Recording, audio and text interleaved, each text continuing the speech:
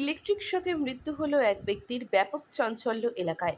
মর্মান্তিক ঘটনাটি ঘটে শুক্রবার মানবাজার থানার বামুনী গ্রামে। জানা যায়, মৃতের নাম রাজু মাঝি, বয়স ৪৫, বাড়ি বামুনী গ্রামে। পরিবার সূত্রে জানা যায়, সকালে গাছে উঠতে গিয়ে ইলেকট্রিক তারের সংস্পর্শে এসে ছিটকে পড়ে যায়।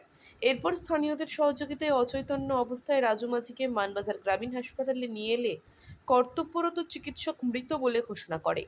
দেহটি ময়নাতদন্তের জন্য পাঠানো হবে বলে পুলিশ সূত্রে জানা যায়। ঘটনাটা হয়েছে, গাছে উঠেছিল, গাছের থেকে ইলেকট্রিক শর্টে ঝটকা খেয়ে পড়ে গেছে। আর ফলাফলে আমরা মানবাজার হসপিটালে এনেছিলি। এখানে চিকিৎসক কি বললো? চিকিৎসক সব রকম চেষ্টা করে দেখলো, বলছে না। কখন হয়েছিল ঘটনাটা?